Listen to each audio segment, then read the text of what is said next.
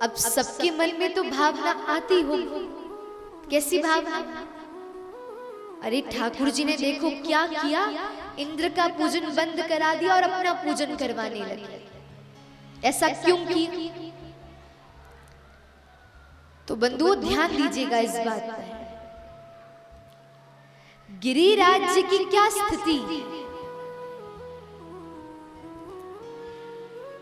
सर्वप्रथम ये ब्रजवासी सब एकत्रित होकर इंद्र का पूजन करते थे।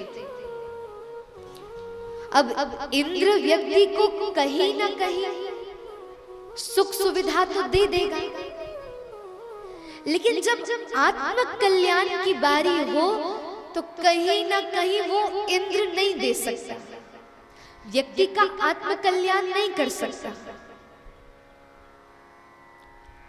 अब ये ब्रजवासियों की स्थिति थी कि ये ठाकुर जी को भगवान ना मानकर अपना सखा, अपना लाला मानते थे। तो कभी ठाकुर जी के पीठ पर चढ़ जाते, घोड़ा घोड़ा खेलते, कभी उनकी चुटिया खींचते, कभी किसी प्रकार से उनके साथ खेल खेलते। भगवदीय दृष्टि में ये अपराध नहीं है, लेकिन देवताओं की दृष्टि में तो ये एक अपराध है। कह रहे भगवान को ऐसे तुम व्यवहार कर रहे हो, भगवान के प्रति ऐसी दृष्टि रख रहे हो। ठाकुर जी ने इसीलिए इंद्र का पूजन बंद करवाया कि इन ब्रजवासियों को कहीं ना कहीं भगवत अपराध लग रहा है। क्यों? क्योंकि ये मेरे साथ ऐसा व्यवहार कर रहे हैं। मैं तो इस अपराध को नहीं गिनूंगा, लेकिन ये देवता गिनेंगे। इसलिए इसी उद्देश्य से इस भगवत अपराध से निवृत्त होने के लिए ठाकुर जी ने ब्रजवासियों को गोवर्धन नाथ की पूजा करने के लिए प्रेरित किया। क्योंकि सीधे सीधे ठाकुर जी यदि कहते हम जय जय हैं, हमारा पूजन करो, तो कोई भी ठाकुर जी का पूजन नहीं करता।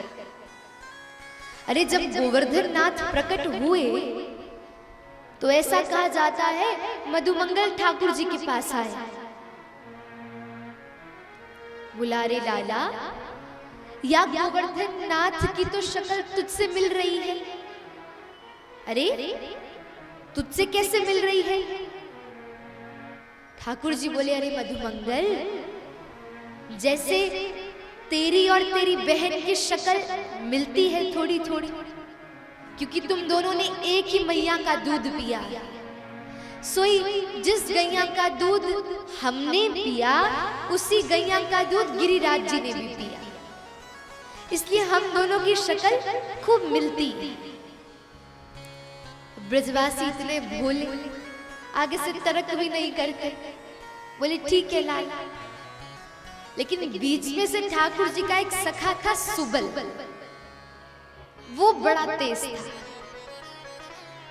ठाकुर जी के पास आया, बोले लाला, अरे जिस गैया का दूध तू पीता है उसी गैया का दूध तो मैं भी पीता हूं, अरे हम दोनों की शक्ल क्यों नहीं मिलती?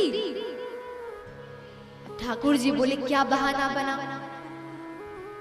बोले अरे ज्यादा तर्क वितर्क नहीं करना चाहिए, जो कह दिया सो कह दिया, हम सब मौन हो जाते।